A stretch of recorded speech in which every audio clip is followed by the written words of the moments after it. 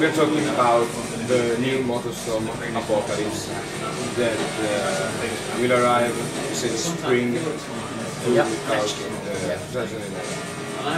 So, what's new is of course the settlement of the game, because it's settled in a city, not in nature, like the old titles.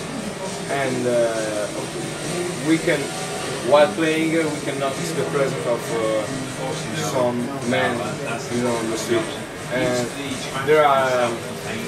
Can they influence the game? Yeah. Okay. Not so much in this track that we're showing today, which is all about an underground earthquake, fire under the ground exploding out. There are a couple of guys in here throwing Molotov cocktails, but in the other tracks there will be tanks, helicopters, soldiers, firing rockets, destroying buildings, and the effect that it will have on the gameplay is it's a risk for the player, but it also creates new routes, opens and closes routes, and affects the progression in real time of the race itself. Much like the earthquake does itself on this track, where it closes routes, where it creates rifts that bikes can drive on, where it enables access to the grass and the park, creates banks of water that only certain vehicles should drive through. The characters will do the same thing. You've got a private military contractor trying to look after the city initially. When they realise the city is going to be destroyed, they start wrecking it too. And then we've got these gangs of crazies who are looting the city and just generally having a wild time if they can. They're a bit like Motorstorm itself, but they're there to try and destroy things. So if you run them over, don't worry, they've asked for it, and they'll get back up. There's no death, no blood.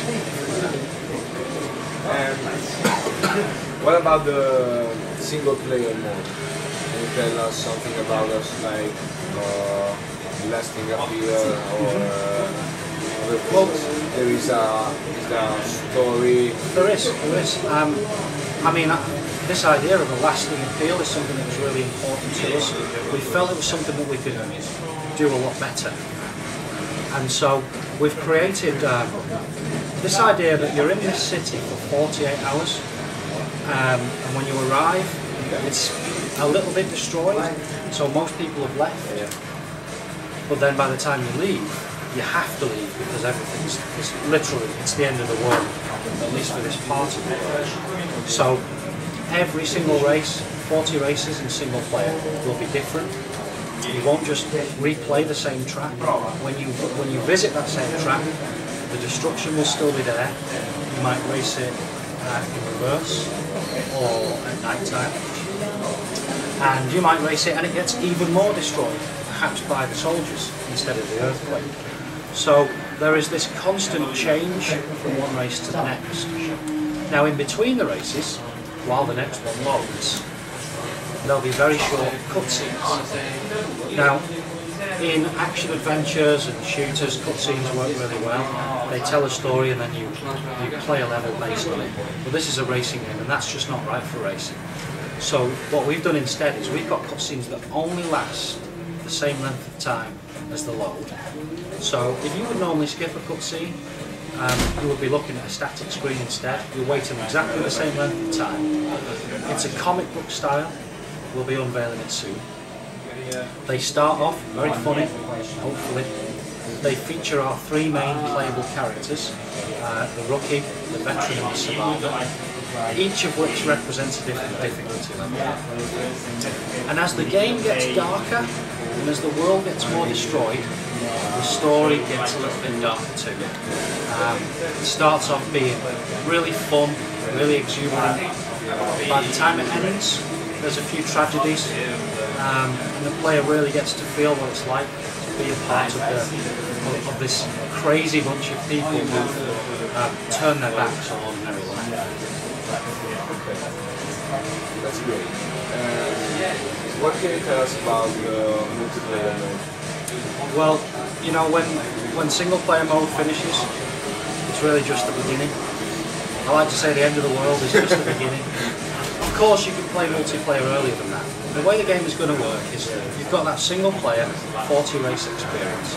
Every time you race the track, you can then revisit it, pick any vehicle, customise the vehicle, create brand new modes to play on those tracks, share them online, share your vehicle designs online, and play against 15 other people online, 16 players.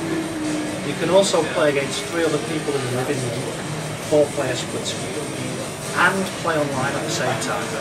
So you can have 4 guys in the living room playing against 12 others online, and you can create brand new modes, as I've mentioned, so that even though you've raced each race once in a single player, unless you retry because you want to get better, you can completely reuse every track.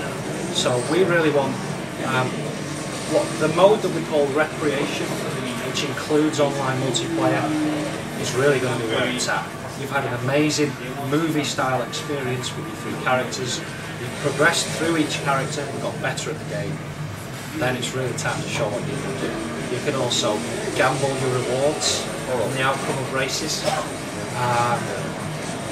and you can create and share particular rule sets with others, and they can then improve them and send them back so you can work together on those. You give me a great news because you know, I've got 2 brothers and we like to play together on the same PlayStation. And what, in my opinion, missed in the first Motorstorm was a multiplayer split screen mode. You know, we released the game and we realised people wanted it, and we actually looked to try and include it in the first game in a patch, and we tried and we just couldn't do it. So with Pacific Rift we made sure it was there from the start, and now we've decided to do even more with it, where you can also play online. Yeah. I think it's generation of women.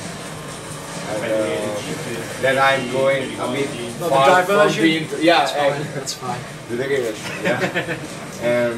Because I think in this generation the split screen mode has been, you know, take apart because of the great possibility of, you know, you can play online with other players. Well, also, when you divide the screen into 4, you're literally trying to draw the same game 4 times.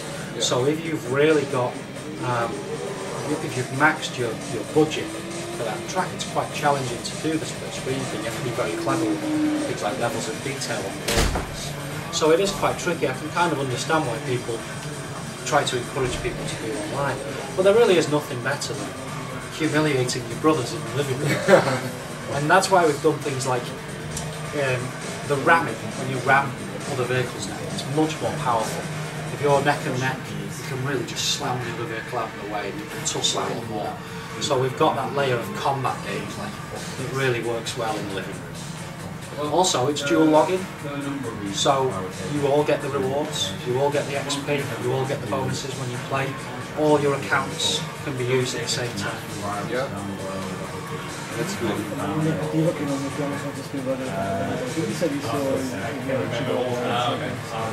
Cosa?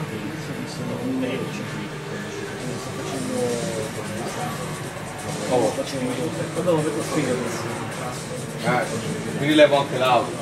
Sì. A question without